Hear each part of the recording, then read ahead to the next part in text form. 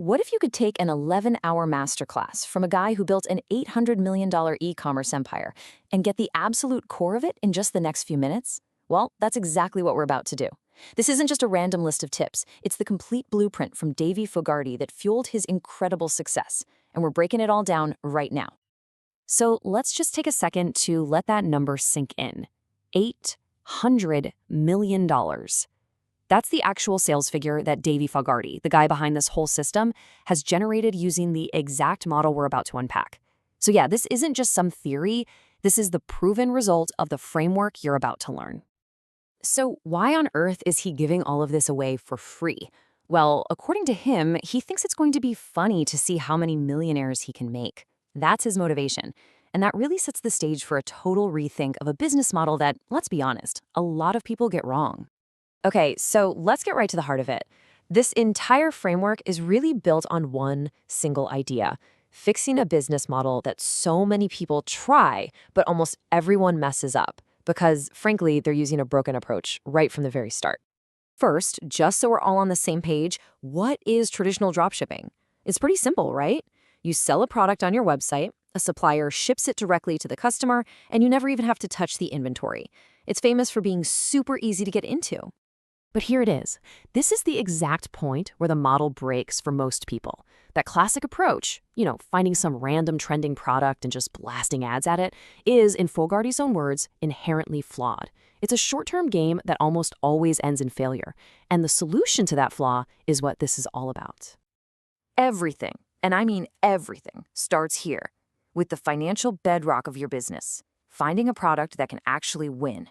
If you get this wrong, nothing else you do is going to matter. But if you get it right, well then, you've got a real shot.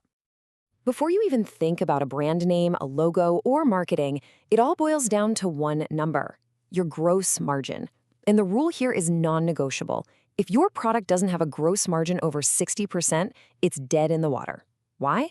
Because anything less just doesn't leave you enough room to pay for marketing, cover all your other costs, and, actually make a profit. It's the very first filter. So a good product, obviously, has that 60% plus margin, but it can also be aimed at a specific niche, so you're not fighting everyone in a crowded market. And this is crucial. It's low risk. You're not dealing with complicated stuff like baby products or electronics. A bad product is just the total opposite. Low margin, everyone's selling it, and it's a compliance headache. Okay, so once you've found a product with solid numbers, the next critical shift has to happen in your head. You've got to stop thinking like a dropshipper and start thinking like a brand builder. You're not just trying to make sales, you're building a real long-term asset that you could one day sell. And here's what that looks like in the real world. On one side, you've got the classic general store, just a random collection of 50 different products with those terrible generic supplier photos. It's a short-term cash grab, plain and simple. On the other side, you have what he calls an encompassing brand. It's focused, it has its own identity, and you can logically add new products later. That's the thing that has actual, lasting value. And to create that brand, he offers up this super simple but really powerful framework for naming it: DTF. Is it domainable? As in, can you actually get the .com? Is it trademarkable? Meaning, is it unique enough that you can protect it legally? And finally, is it future-proof, so you're not stuck selling just one thing forever? So why does this all matter so much? Because a real brand gets you cheaper customers over time. It creates an emotional connection that leads to repeat business and word of mouth, and it creates a business that has actual value, something someone might want to buy from you down the line. Okay, so you've found a high-margin product. You've wrapped it in a solid brand name. Now for the really important part. You need an engine that's going to actually bring you customers. Let's dig into the marketing. I mean, this is the question every single founder hits, right? You've built the foundation, it's awesome, but how do you get that first customer? And then, how do you get the next 1,000? The answer is in a few core scalable channels. The framework really focuses on 3 main pillars for getting customers.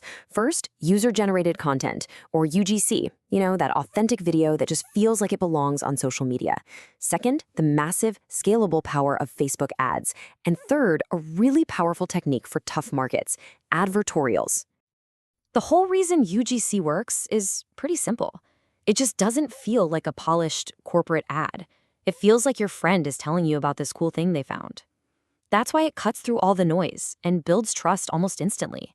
You're not being sold to, you're just finding something out. Now, advertorials are a completely different animal. Think of them like an online article that tells a really detailed story about a problem and then positions your product as the perfect solution. In those super competitive markets where customers are skeptical, this format is incredibly powerful for building trust and answering all their questions before they even get to your website. And finally, let's talk about the part that so many people just totally ignore until it's way too late. The non-negotiable behind-the-scenes work that goes into building a real, legitimate company. Look, this is the boring stuff that separates a side hustle from a real business.